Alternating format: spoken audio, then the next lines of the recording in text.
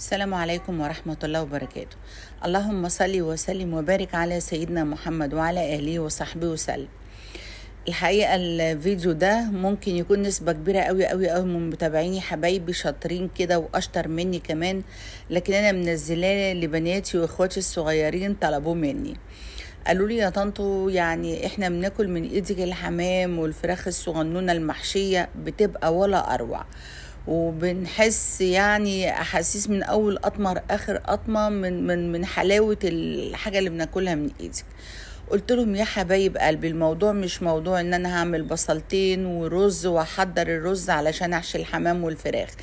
الموضوع ازاي اتعامل مع الطيور بتاعتي اول ما اجيبها من ايد الراجل.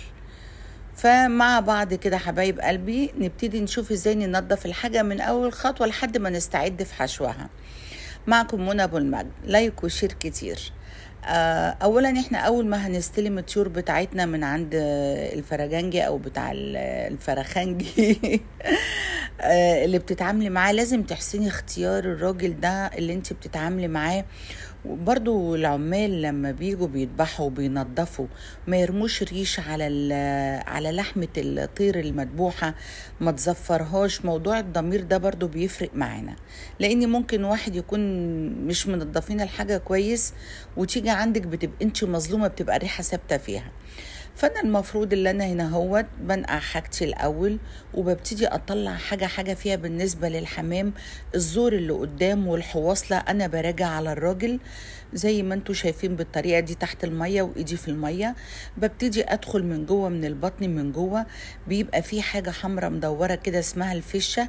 دي مهمه، انا متاكده قوي ان انا بطلعها. برضو بقصقص هنا الرجل للمساحه اللي انا عايزاها عشان لما احشيها وادخلها في بعضها ببقى محتاجة ان رجلي تبقى طويلة سيكة، وبفضل اغسل وانضف مرة 2 3 لحد ما اوصل للنتيجة اللي انا عايزاها. باجي هنا بعد ما بشطفها كذا مرة بعمل المنقوع اللي انا بنقع فيه المحلول الملحي، عبارة عن نص كوباية سكر ونص كوباية ملح وشوية خل وليمونتين.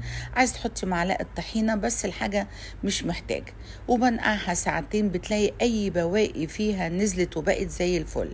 هنا معاكم الحمام ومعاكم الفراخ. الحقيقة أنا كنت حاشية فراخ شامورت.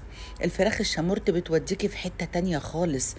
الفراخ البيضة برضو مش هتقول لأ، لكن الفراخ الشامورت مع الحمام والله يعني استوت قبل الحمام كمان، وكانت ولا أروع ما شاء الله. في خطوة مهمة بستعد قبل ما أحضر الرز بتاعي، بصلاية مبشورة بشوية ملح بفلفل، وابتدي أغلف الحمامة بتاعتي والفرخة بتاعتي اللي أنا عايزة أحشيهم بالطريقة اللي انتوا شايفينها دي. بتوديكي في حتة تانية يعني ما أقولكيش إزاي. يا رب يكون الفيديو البسيط اللي عملته لبناتي واخواتي عجبكم، واشوفكم بقى في تجهيز وحشو الحمام، ويا رب يعجبوكم. واشوفكم ان شاء الله في وصفة قادمة. منى ابو المجد، السلام عليكم ورحمة الله وبركاته. وموضوع الكبدة والقوانص برضو انا غسلتها وقطعتها، وهنزل فيديو تحضير الرز اللي بيبقى تحت الحمام، الحشو كمان اللي انا بحشي بيه الطيور بتاعتي. ويا رب تعجبكم الحلقة، واشوفكم ان شاء الله في وصفة قادمة. السلام عليكم ورحمة الله.